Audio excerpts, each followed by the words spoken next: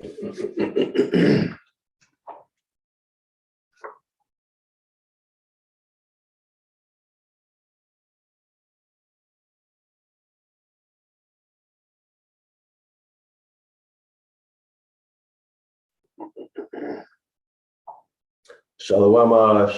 everybody. I'm DrYasapa from Zion Law School. Give me one moment to get started, all right? Give me 1 second. So here's the book that we are working in. This is the Gospel and the Zodiac. Okay, the Gospel and the Zodiac, the secret truth. The secret truth about Jesus. So y'all take a good look at that. The link to the free PDF is in the description area of the video.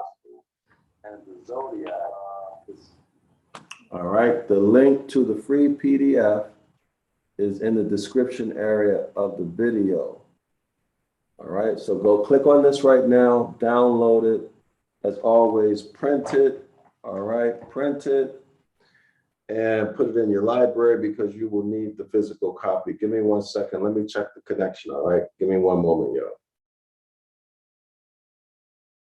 Let me make sure that the connection is good. And that I'm not talking to myself. Give me one moment.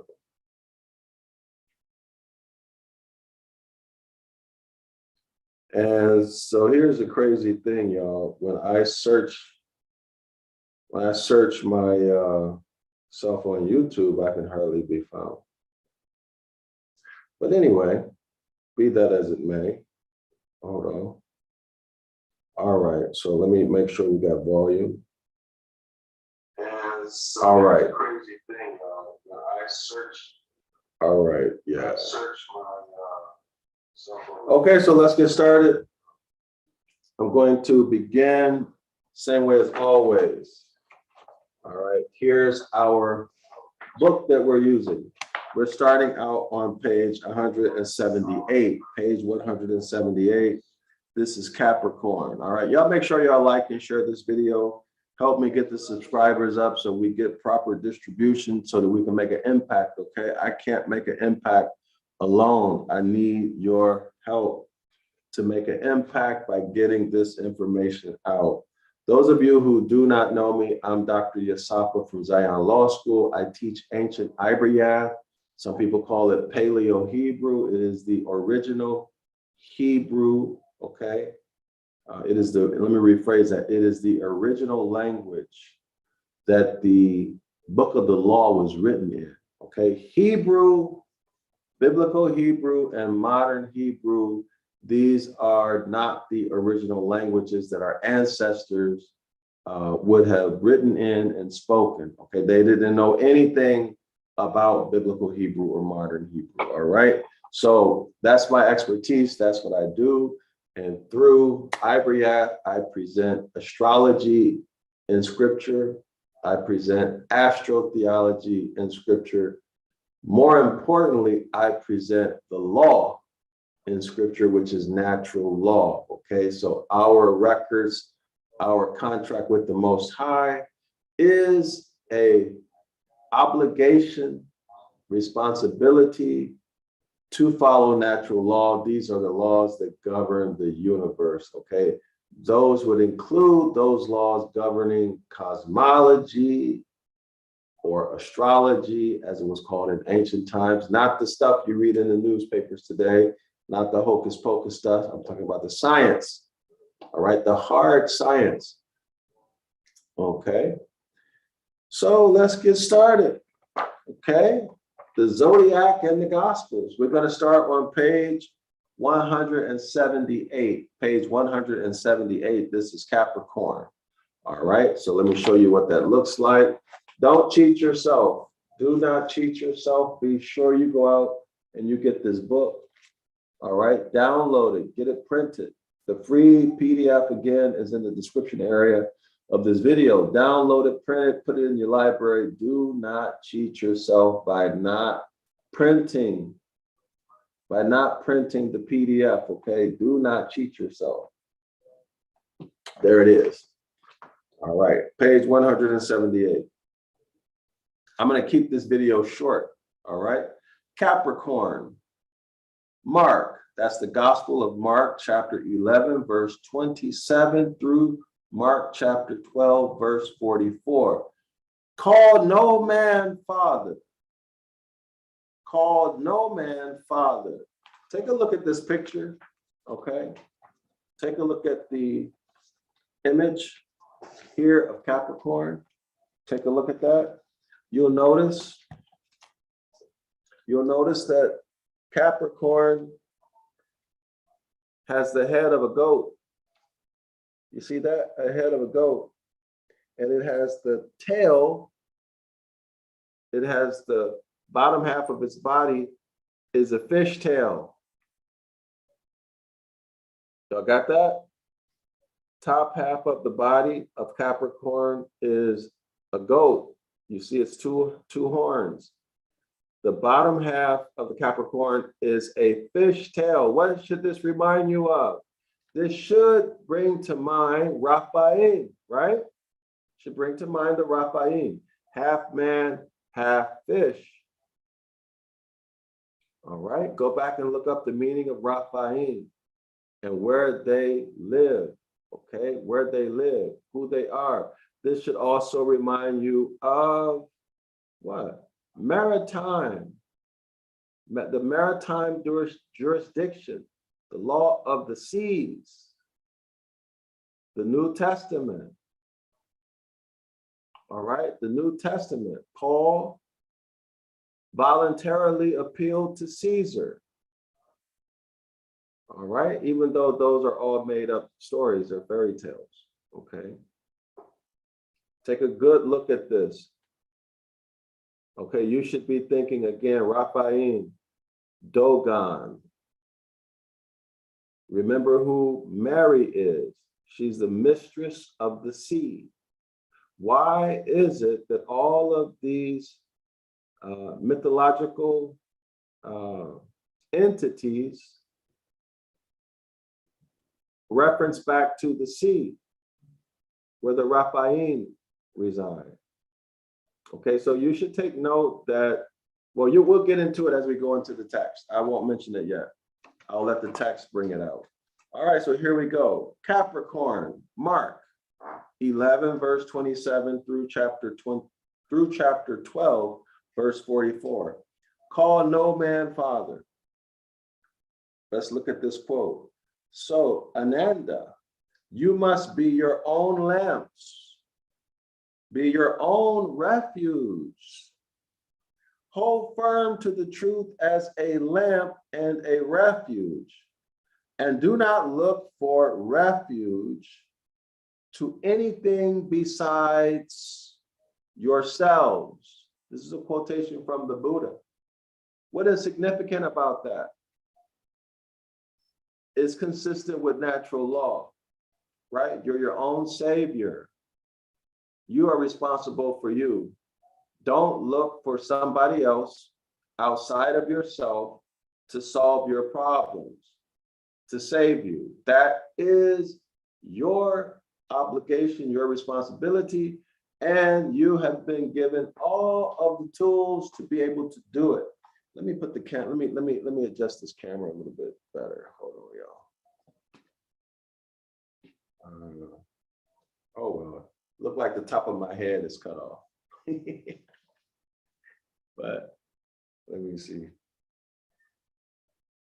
Well, y'all gonna have to deal with it. Hold on. I don't want to focus on it. I want to let that go and keep going. All right.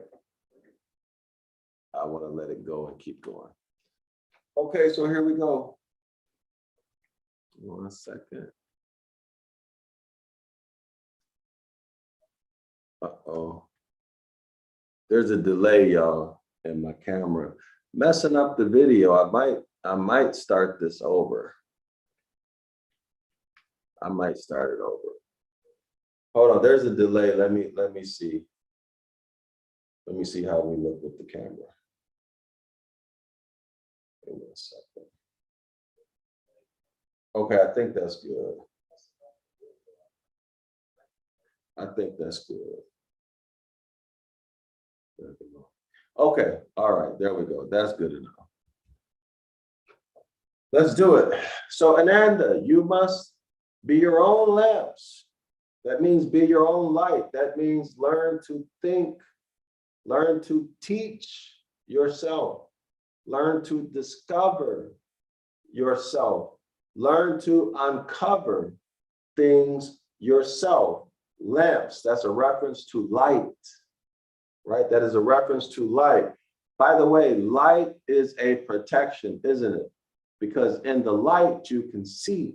So with the proper education, with the ability to ask meaningful questions and have the discipline and the patience to investigate, research, etc., use your intuitive mind, you come up with answers. This is a protection, the same way as sunlight or light in a dark alley can protect you, right? Because you can see, okay? So Ananda, you must be your own lamps. It means you must be your own source of education and protection. Be your own refuge. Hold firm to the truth as a lamp. Okay, so we do know that truth is associated with what? Truth is associated with light. That's why JC the Christ figure said, I am the truth and the light, because JC the Christ figure is the S-U-N sun, the sun in the sky, and the S-O-N sun, if I remember correctly, S-O-N sun is the S-U-N sun in German. So somebody check this, let me know in the comment section if my memory serves me correctly. S-O-N sun in German is the sun in the sky. Somebody check that, all right? Let me know. Hold firm to the truth as a lamp and a refuge. So truth, light is a protection for you, a refuge. And do not look for refuge to anything besides yourselves. Don't look for protection for anything besides yourself. That means no external deity, no politician, nobody but you. All right. This is a quote from the Buddha. All right, let's continue. Capricorn and Saturn. Capricorn and Saturn. Capricorn is the sign of the winter solstice. So the winter solstice, according to the Devil's Pulpit, begins on either December 22nd or December 23rd. All right, now I'm going to read through the paragraph and comment as I go, okay? Capricorn is the sign of the winter solstice, the point of the sun's maximum southerly declination. In other words, the sun is at its lowest point in its annual course. Okay, in its annual course, annual meaning 365 days in the calendar that we're using. Okay, so it starts in one place, it starts here, 365 days later, it's back where it started. All right, so if this is north and this is south, let's say this is the point here, my fingernail. This point right here, look at my fingernail. This is a summer solstice somewhere around June 23rd. Okay, the sun is at its zenith, the highest point in its northern path or orbit. Okay, all right, reverse that. Now my fingernail is at the lowest point. Okay, the lowest point in the southern path or orbit. All right, so this is the winter solstice on December 22nd, 23rd. This, The fingernail is the summer solstice. Opposite ends of the same line. Y'all got it? Opposite ends of the same line. That's why at the sun on June 23rd, at its zenith, this is the Christ. The sun, S-U-N, the S-O-N, is the Christ. At the opposite end of that line, the sun at its lowest point in the celestial orbit is the devil. Satan, the devil, evil with a D on it, right? Satan is the opposer of the Christ. Satan is at the opposite end of the same line as the Christ. I go through this all the time. I hope you guys are getting it. So in other words, Christ is everything good, right? Summertime, the sun is at its highest point in the sky. The number of daylight hours are at its maximum, right? Okay, so you can see, in fact, Christ was in the temple at 12 o'clock or 12 years old when the sun is at its highest point during the 24-hour day, teaching the people, right? So what's the astrological or astrotheological meaning of that? Christ is in the temple at 12 o'clock noon, teaching the entire world. How is that? Because the sun is at its zenith, its peak, its highest point in the sky at 12 noon. So that means that there's an abundance of light on the earth at 12 noon. Y'all got that? An abundance of light on the earth. Remember, the light is the truth. Okay, there's an abundance of truth on the earth at 12 o'clock. Christ was teaching in the temple when he was 12 years old. Because that's the astrotheological meaning of that. But now let's go back to the sun's orbit. All right. December 22nd, 23rd, the sun reaches its lowest point in the celestial sky. This is called the declination, okay? This is the maximum length of nighttime hours or the absolute shortest or minimum number of daylight hours, okay? So in the dark, bad things happen, right? People get robbed, the animals come out, etc. Okay, so in other words, a lot of evil things happen in the dark. Okay, so you put the D on evil, you get devil. Okay, this is Satan, the devil, the opposer. Okay, and the abyss, the black bottomless abyss, is because space has no bottom, according to current models, right? Space is bottomless. So here we see the bottomless pit,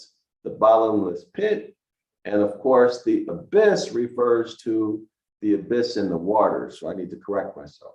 So the abyss is the abyss in the waters. In space, it's the bottomless pit. Okay, September 29th is the opening of the gates of hell. Now let's go back to Capricorn and Saturn, which is the first paragraph. Capricorn is the sign of the winter solstice, the point of the sun's, the S-U-N sun's maximum southerly declination. I just went through that. When nights are at their longest in the northern hemisphere. The sun, symbolic of individual consciousness. Y'all got that? The sun, S-U-N sun, is symbolic of each person's consciousness. That's awareness. Okay, y'all got it? The sun is the truth. The sun is the light. You need to have consciousness or awareness to be able to experience it. So let's continue. The sun, symbolic of individuals' consciousness, is now at its weakest, and the forces of darkness, symbolizing the collective, predominate. So we just went through that, right? We just went through that with the Christ, the sun at the zenith, June 23rd, Okay, this is the maximum or highest level of consciousness, right? Truth, the light, okay? December 22nd, 23rd, okay? This is the lowest. This is the time where consciousness of each individual is at the lowest. So what kinds of consciousness are we talking about? We're talking higher self and lower self, okay? So lower self type of consciousness would be December 22nd, 23rd. Higher self consciousness would be, of course, the Christ, June 23rd. In other words, the summer solstice is higher self consciousness. Winter solstice is lower self consciousness. Higher self behavior, lower self behavior. The sun, symbolic of individual consciousness, is now at its weakest, and the forces of darkness, symbolizing the collective, predominate, right? During the dark, bad stuff happens, okay? By man and animal. This is when institutions freeze into systems. This is a quote taken from Rudyard, page 29. This is when institutions freeze into systems, when the demands of society and its laws take precedence over individual initiative, and the major organizations of collective endeavor begin their task of regulation and control. Y'all know when the BITCH hit, right? Y'all know when that hit, the crown, the virus that wears a crown. Y'all know what I'm talking about?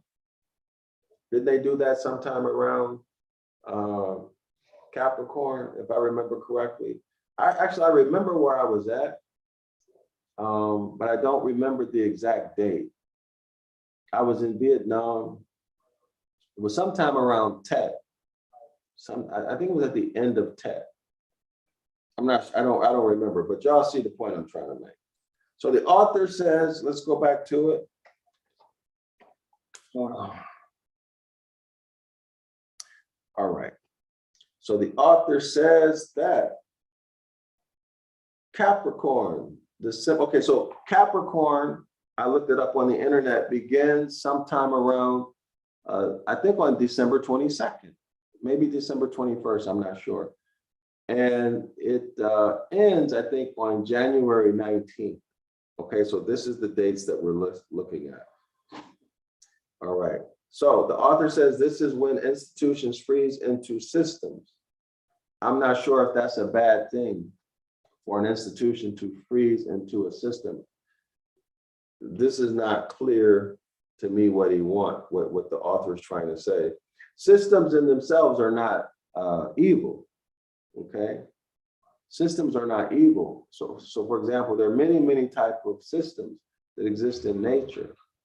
Now, can institutions be evil? You bet. You bet institutions can be evil. So, for example, banking, education, all of these corporate institutions don't have our best interests in mind, and we know that through their histories, right? This is when institutions freeze into systems, when the demands of society. Now, who's going to determine what the demand of society is? You guys see how ambiguous and subjective that is? Now, I can say society has a demand, right? I don't have billions and billions of Federal Reserve notes or any other type of fiat, okay? I don't have control of a political party or a military. Y'all follow what I'm saying?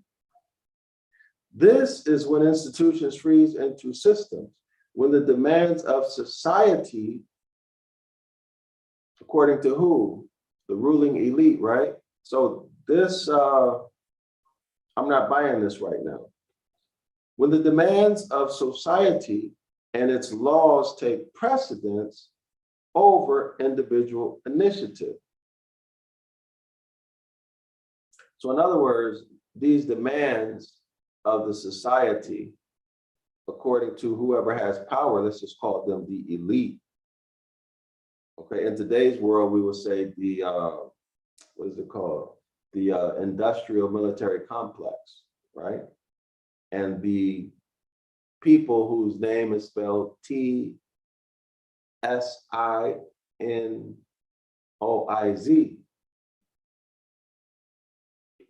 Y'all think about that.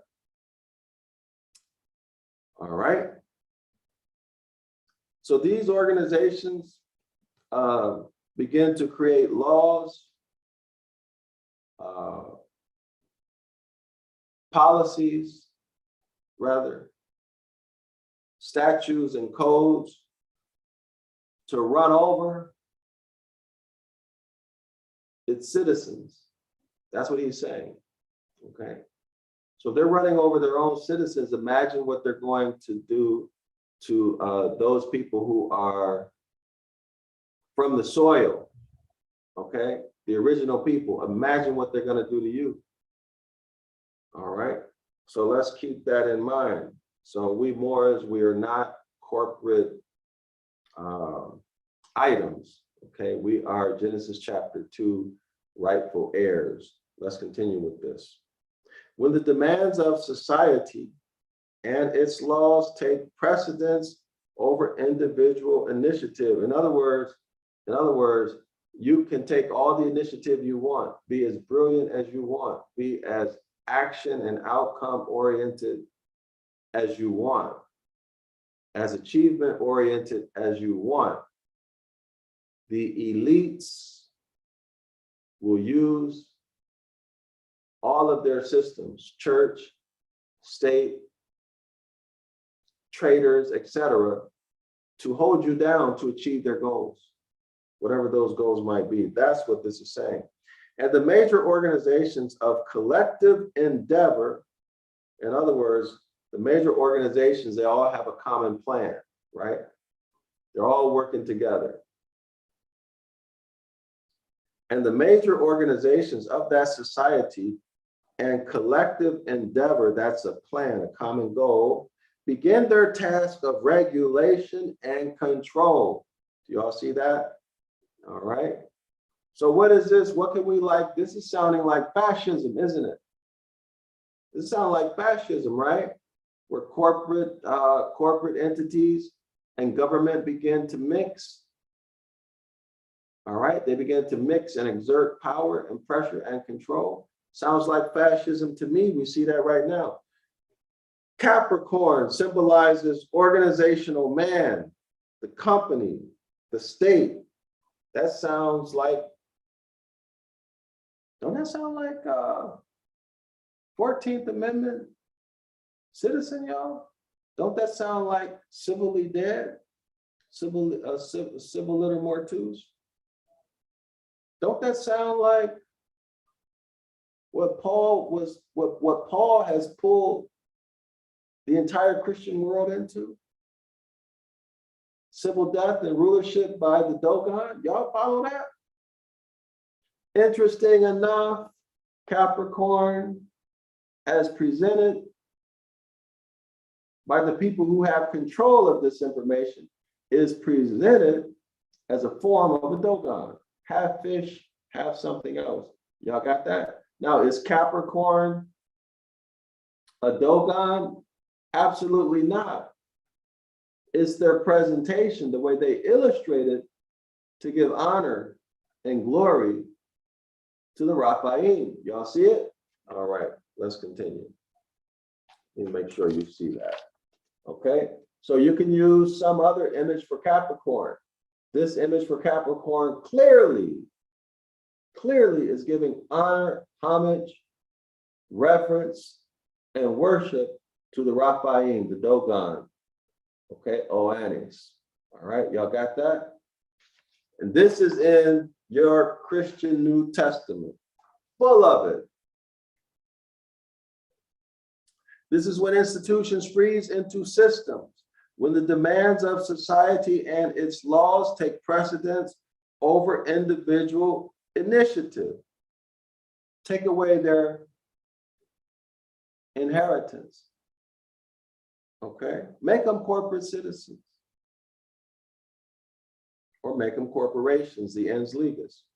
And the majority of organizations of collective endeavor begin their task of regulation and control. Capricorn symbolizes organizational man, the company, the state, the team, any area of life in which the individual is a participating member, or worse, a computer-generated number. Now, isn't it interesting that JC, the Christ figure, is born on December 25th? He's a Capricorn. Christianity,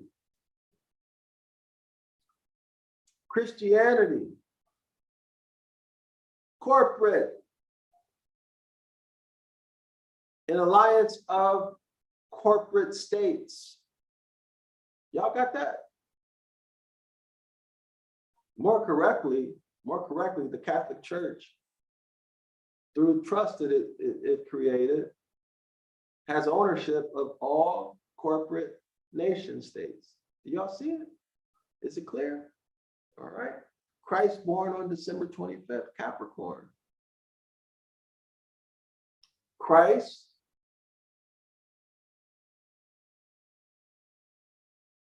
represents the corporate state, according to the author. Let me read it again. This is when institutions freeze into systems, when the demands of society and its laws take precedence over individual initiative, and the major organizations of collective endeavor begin their task of regulation and control. Capricorn, Christ is born December 25th. Capricorn symbolizes organizational man, the Catholic Church, the Christian Church. Capricorn symbolizes organizational man, the company, the state, the corporate state. Let me repeat that. The corporate state, the Catholic Church, through its trusts, own, created, and own all nation states on earth today. And here is your Christ. Capricorn symbolizes organizational man, organized as a corporation, 14th Amendment, civil leader mortuus, dead in the eyes of the law, maritime law, the law of the seas, Raphaim, Dogon, Oannes, etc., etc. Christ took the demons out of the man in the cave. Remember, there was Legion.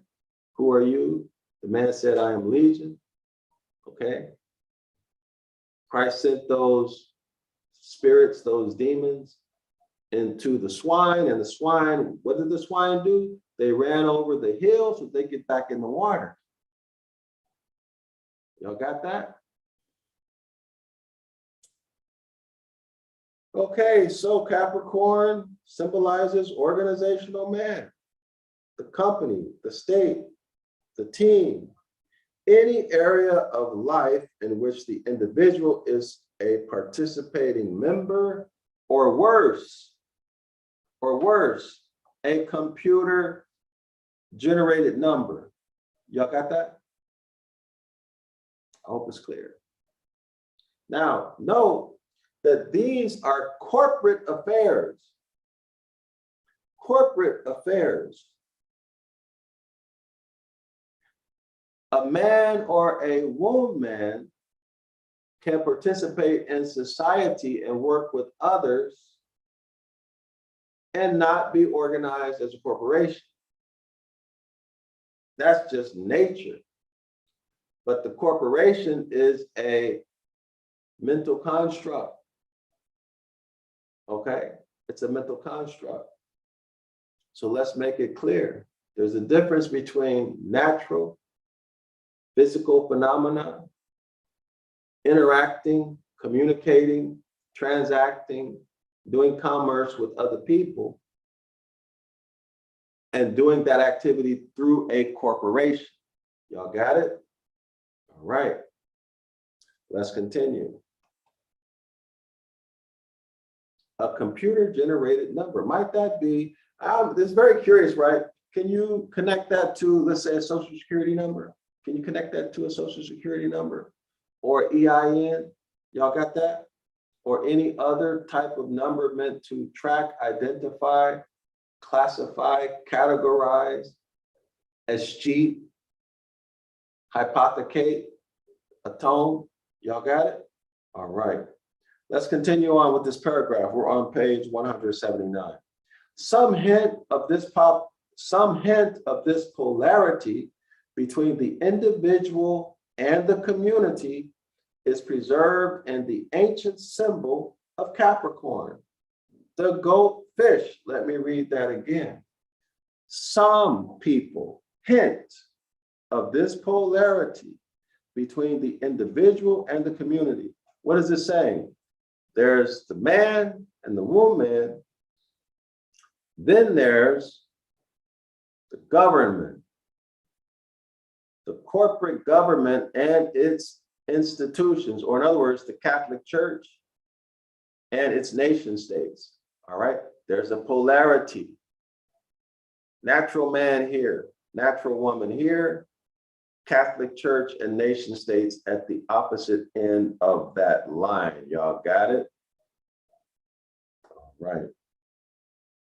Some hint of this polarity between the individual or the natural woman and man and the community or the Catholic Church and its nation states and all of its institutions, such as the NIH, FDA, all right, etc. Some hint of this polarity between natural man and woman, Genesis chapter 2, and the corporate nation state of the Catholic Church is preserved in the ancient symbol of Capricorn, the goat fish. Let me show the goat fish again. Y'all take a good look at that. You ask your pastors and rabbis and reverends and imams and all of the other religious officials that you're dealing with to explain this to you. All right, you deserve an answer. Take a look at the top of the body of Capricorn. It's a goat. Note his horns. Take a look at the bottom half of the body. It is a fish. All right, let's continue.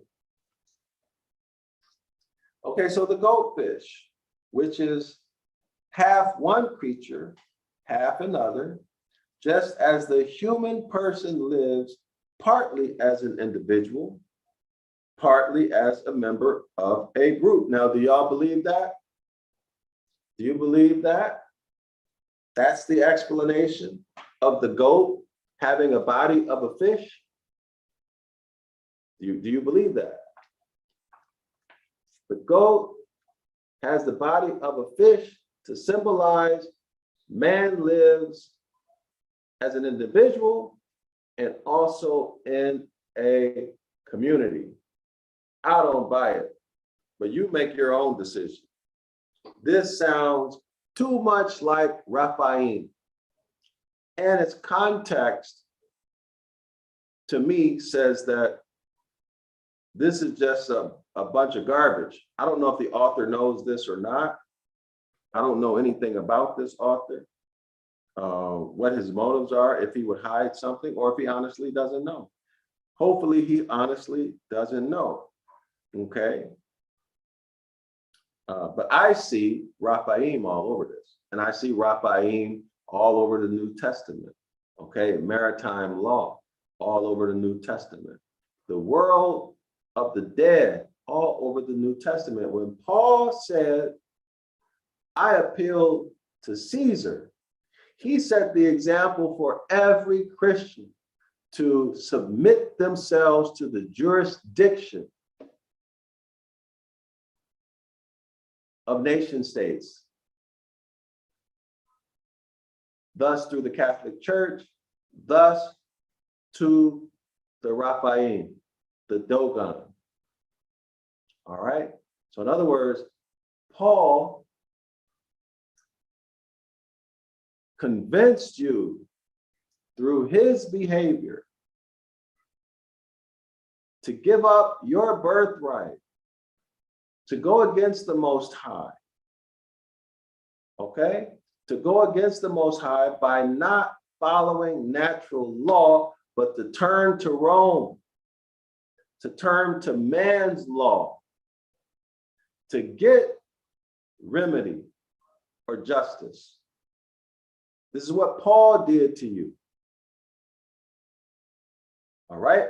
And many of y'all are still using these Roman venues to take other Moors. When I say Moors, I'm talking about all 16 or 18 families. Okay? All 16 or 18 families mentioned in Genesis, I believe it's chapter 10. Talk about all of us, all Genesis chapter 2, men and women. You all are violating the law, the natural law. You should not go to these venues, these maritime venues, pull another Moor or Yasharala man or woman into these venues. Okay? All right, these are corporate. But anyway, y'all gonna do what y'all want to do anyway. Some hint of this polarity between the individual and the community is preserved in the ancient symbol of Capricorn, the goat fish, which is half one creature, half another, just as the human person lives partly as an individual, partly as a member of a group.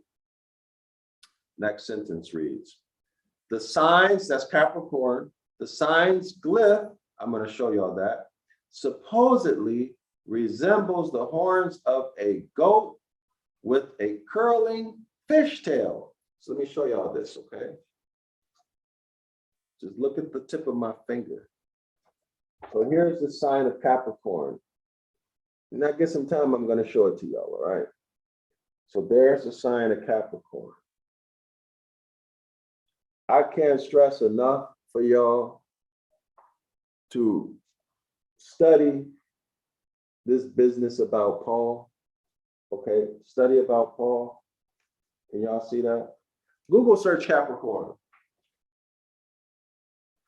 Paul got y'all in maritime law. All you good Christians are worshiping Dogon. All of you are civilly dead in the eyes of the law. Okay, all of you. All right. Next paragraph. Dang Rudyard, page 29, tells us that this is the phase of life. So in other words, Capricorn, December 22nd through January 19th, tells us that this is the phase of life in which the state assumes control over the individual. Y'all got that? JC, let me repeat it again. JC, the Christ figure, born under Capricorn. The state, through the Catholic Church, has seized control over all indigenous, Genesis chapter 2, men and women. Okay, converted our status into corporations, therefore property and stock, to be used as slaves, to own nothing, to hypothecate, escheat your estate and all of your rights. Okay, they through the process of bills of attainder. All right. I showed this in Deuteronomy chapter 28, verse 20, etc. I showed it in the Ibaryath that these nation states would use legal processes to harass us. What's that legal process? Bills of attainder. Why? Why would they do it? Why are they able to do it? You'll hear the Hebrew Israelites say because we're in the curses. And that's true. But how did we get into the curses? It was because of the corruption of the blood of the contract that our ancestors did, and that we as a people continue to do day in and day out. Corruption of the blood. Not the blood or the genetics in you, but the blood that sealed the contract. In religion, y'all call it the Mosaic covenant. All right. Let me say this. Blood, fresh blood, has many uses. Okay? It has many uses. You can do a lot of things with it. Because there's a lot of stuff in fresh blood. And it flows. But corrupted blood coagulates. You can't do anything with it. It's dying and dead. Y'all got that? Coagulation. So imagine blood. So you cut yourself, right? It's bleeding. It's a liquid, right? But then you begin to develop a scab. The blood forms a scab, right? Well, let's say you take some of that blood and you put it in a test tube. Well, guess what's going to happen? That blood will coagulate. It's going to become like a jelly. It's going to become like a jelly, okay? This is corrupted blood. You can't do anything with it. There's no life in it. All of the cells, red blood cells, white blood cells, all of the other components of the blood, they're dead. The blood is useless, okay? I'm just giving you a physical description of what corrupted blood will look like. So if live, fresh blood sealed the contract and you corrupt the blood of the contract, obviously you got problems, right? So this is what put us in the curses. Corruption of the blood, in my opinion, my humble opinion, has nothing to do with our genetics, all right? So mixing with other people, so on and so on. And that's my, as a medical doctor, that's my personal opinion, right? Okay. But anyway, that's neither here or there. Believe what you want to believe. I'm not in the business of convincing anybody of anything, okay? I do not preach and evangelize. I teach.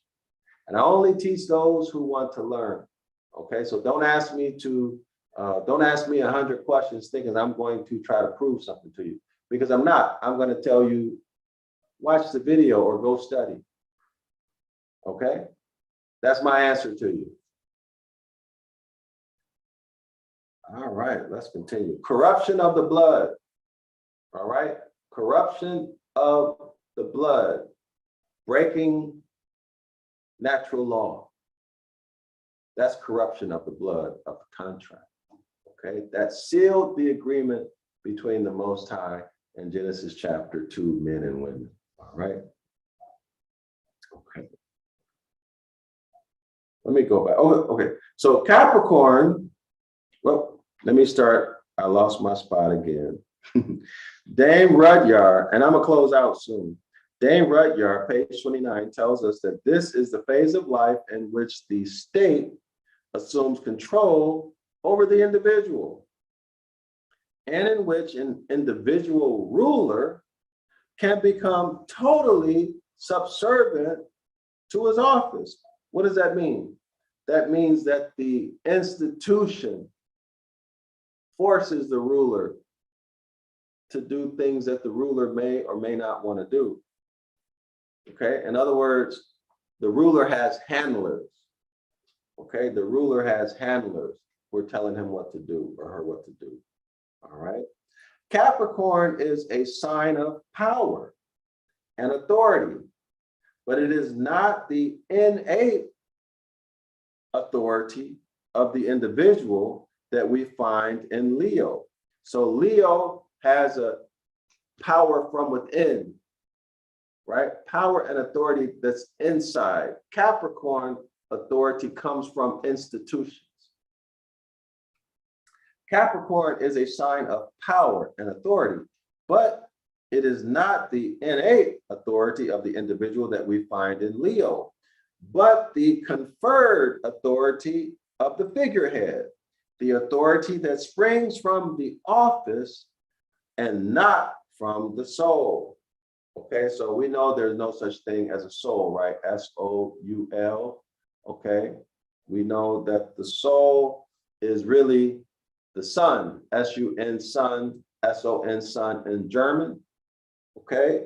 Soul, S-O-U-L, is something that the Catholic Church made up to capture your imagination and put the fear of G-O-D in you, okay? To always have you questioning yourself, guilty and hesitating. Why? Because they told you and injected words and verses in the Bible to lead you to believe that after death, you're going to burn in hell or you get to go to heaven, thereby capturing your imagination, and gave themselves the ability to control you.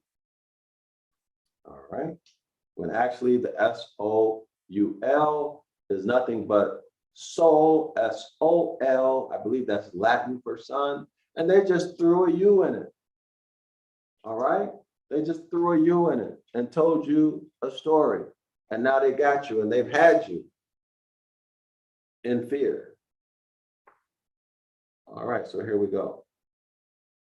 The mountain goat, slowly but sure-footedly climbing up the steep slope, is an appropriate symbol for this sign, or is an appropriate symbol for Capricorn's association with the relentless pursuit of office by painstaking ascent through the ranks. So who are these people who relentlessly pursue political office or some other office? Relentlessly pursue it through the ranks. Who are these people? What may they all have in common? A lot of them may be delusional, right? A lot of these people may be delusional. They may be narcissistic, okay? That's just a fact. That's what drives them to go to the top of these organizations. But anyway, that's not in every case, but probably in most cases. That's just my opinion. You make the determination about that. Anyway, I'm Dr. Yasapa from Zion Law School. I want to keep the video short. We're going to pick up hopefully tomorrow. I'm going to be free until December 31st or January 2nd, something like that. But y'all make sure y'all support my our project, Zion Law School's project, to write the book of the law in Ibaryath and give it a faithful, precise, specific rendering for every word and every verse. We're going to remove all Jeremiah 8:8 occurrences, take it all out, okay? All doctrine, all mythology, all intentional lies or deception, all the errors, we're going to remove it from the book of the law. Provide it to you in Ibaryath and in English. We're going to show what our ancestors actually wrote and read. We're going to remove all of the filth, the dishonesty, the deception, and the deceit that the Bible translators over the centuries have put into these records. We're going to remove it. So that requires Federal Reserve notes, Japanese yen, Vietnam dong, Mexican pesos, Filipino pesos, Australian dollars, Singaporean dollars, Thailand baht. These are all currencies. So y'all support this work. There's no reason we should not have our own documents. Like I wrote in the comment section of, I'm gonna do this video again tomorrow on another YouTube channel. I have the ability to provide the translation in Ibaryath and English. I've demonstrated it for years. Okay, but it's not something I can do on my own. I need the support of the House of Yasharala and all of the Moors. Y'all contribute to it, all right? Contribute to it. My PayPal and Cash App is in the description area of this video. I prefer Cash App because you know PayPal takes a lot, okay? When you send it or I receive it, they take a lot, all right? Y'all know that already. So support it. Failure for us to have our own records right now is voluntary consent to slavery. Yes, I said it. It is voluntary consent to slavery because it's a choice that you're making not to fund the production of the book of the law for our people. I have the skill and the ability to do it. There's no question about it. Everybody knows it from my work. Look at the description area of this video. Look at the books I've written. So support it. Do not continue to voluntarily support your own enslavement and oppression. These records, our records, have been used to enslave you physically and mentally, and now to oppress you, to manipulate you, to play you. You got puppet masters playing you, all right? Playing you with end time prophecy, playing you with false flag events to scare the daylights out of you. So you go run into JC, or you go run into the Tetragrammaton, all right? Every year, same thing, nothing ever happens, okay? But you're afraid to death. It's time for that to stop. It's time for y'all to come out of this mindset. So support the project to translate the book of the law into Ibaryath with a precise, faithful, accurate, detailed meaning of every word and verse. That's my commitment to you. I'm Dr. Yasapa from Zion Law School. Shalom and Islam to all of the Moors. I'm about to go to bed, y'all. I'm tired. Good night.